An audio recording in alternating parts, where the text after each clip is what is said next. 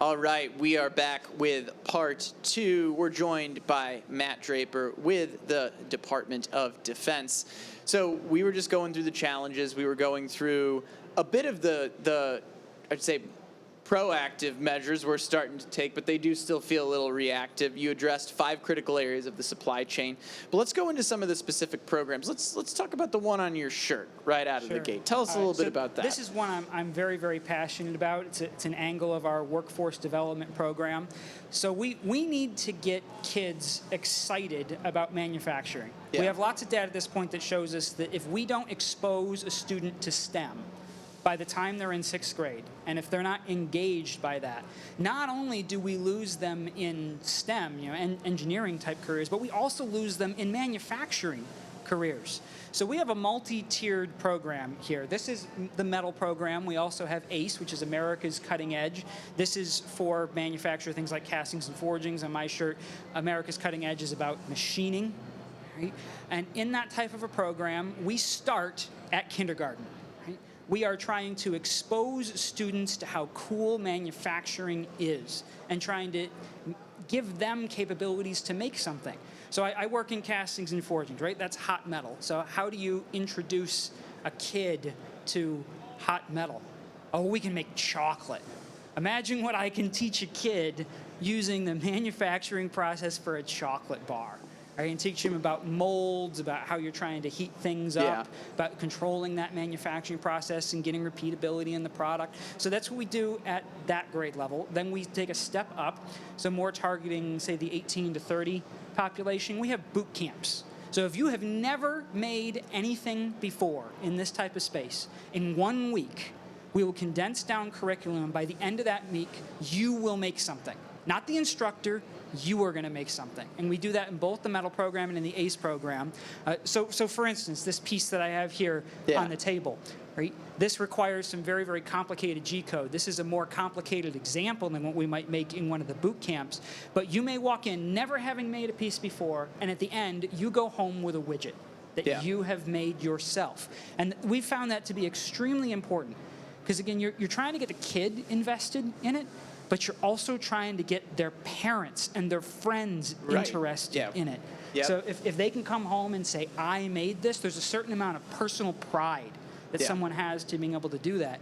And then, of course, on the back end, we have full-scale apprenticeships where we are partnering with industry, in this case, casting and forging companies, and we are finding students, we're finding apprentices and plugging them in and giving them jobs.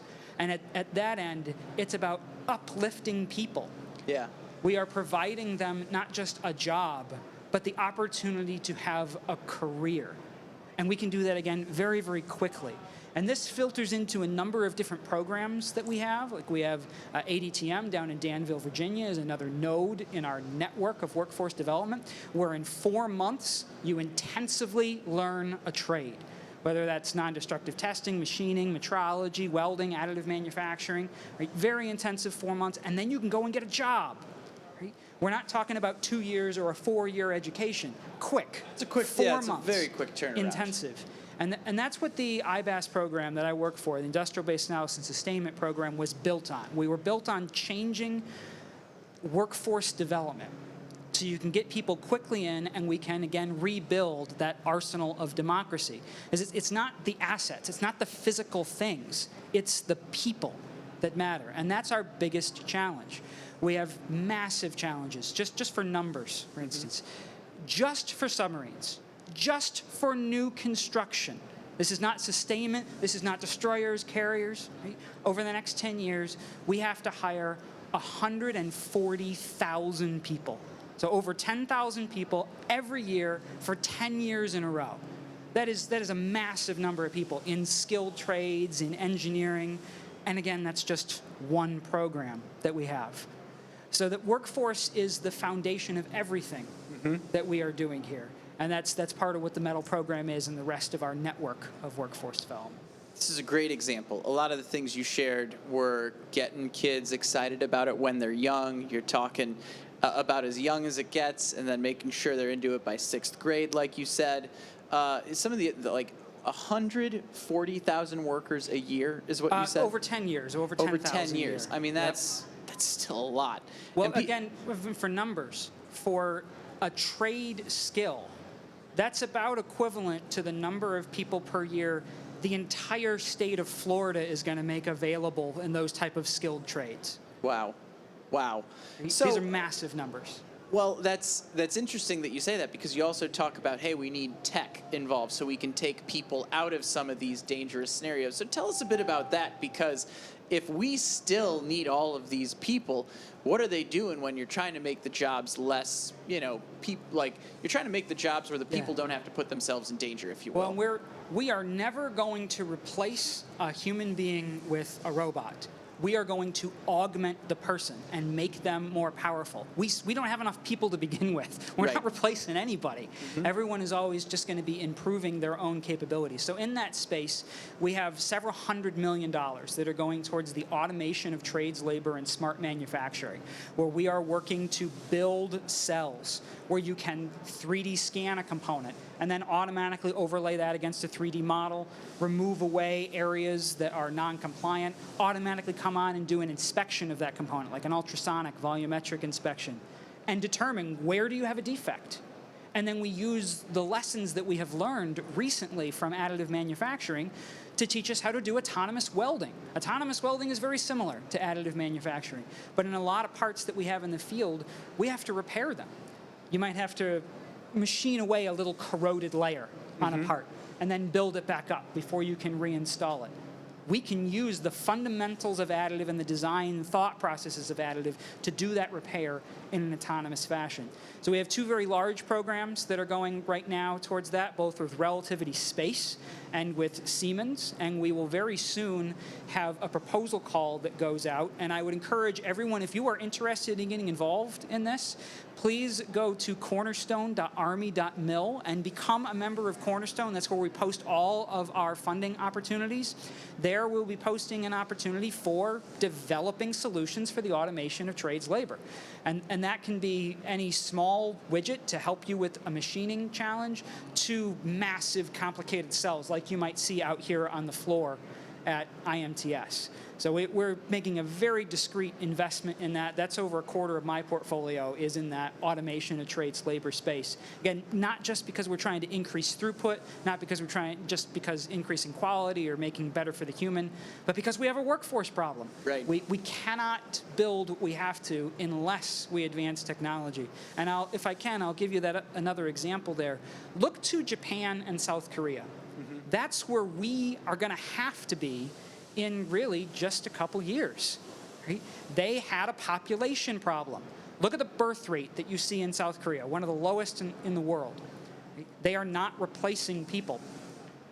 That has fundamental challenges, but they were able to solve them, and they've built a tremendous economy around things like shipbuilding and steel production because they bought into automation and smart manufacturing. That is our future. We must do it. It is not an option.